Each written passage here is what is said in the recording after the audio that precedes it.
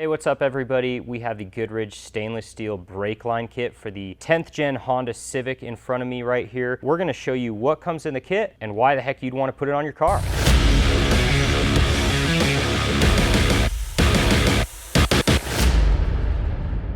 Hey, what's going on everybody? I'm JP with EdgeAutosport.com. Thank you for checking out the channel. We're gonna go over the Goodridge stainless steel brake line set for the 10th gen Civics in front of me right here. If you have any comments about it, if you have any questions, just feel free to put it below and we'll try to get back to you here as soon as possible. But we're just gonna show you what this kit's all about, what it comes with, and why you want it. So personally, this is actually one of my favorite modifications you can do to a car these days. The braking system on a factory car these days, the end of the hardline to the caliper is usually a rubber hose. When you press on the brakes, it's a crazy amount of pressure that it transfers through that fluid, and that rubber expands.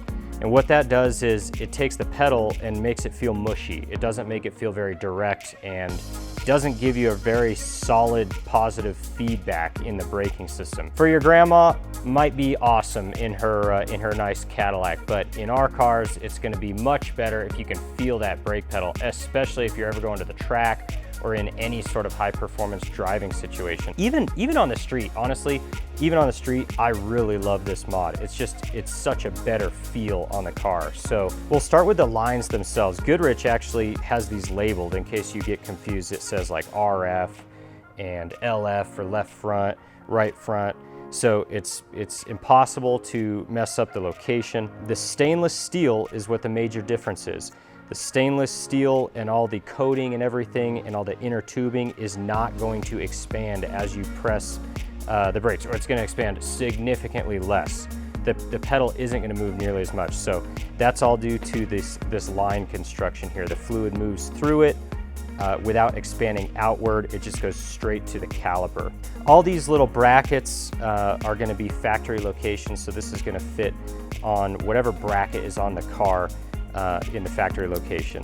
As you can see here, these are the two fittings on the end here. The banjo is going to go to the caliper. This style fitting is going to go to the hard line that goes inside the engine bay, kind of in the inner parts of your braking system. So everything becomes nice and solidified, nice and hardened up here.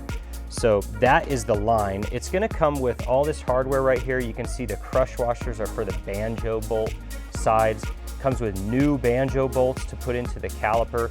So this is what transfers the fluid through this little hole right here in the banjo bolt. And then you have these little brackets right here that are going to lock this end of the brake line into place on the bracket on the car. So everything you need to replace your factory brake lines is on this. Now, you do need to know that if you do this install, it's not the easiest thing in the world, it's not the hardest thing in the world, but you do need to bleed your brakes afterwards, which we're not going to show you. There's plenty of videos out there on YouTube that show you how to bleed your brakes, but you do need to do that because once you take brake lines off, air is inside of there, and air does not transfer pressure very well. It compresses, so you need only fluid to be in the lines. You do need to bleed your brakes. And that's also a good opportunity to put some new brake fluid in the car, especially if you drive on the track or do high performance stuff. You can put some higher temp brake fluid in there. It's just a good opportunity to do that. But even with the factory style fluid, just driving out on the street, this is going to be a huge upgrade. Very inexpensive. Very, very big effect for how much it costs to put these on your car. So anyway, that's about it. If you have any questions, like I said, put them in the comments below and we'll get right back to you. But hopefully that helped you understand what this stuff is, how it might benefit you, and helped you decide if you want to get something like this for your car. We will see you on the next video. Thanks so much.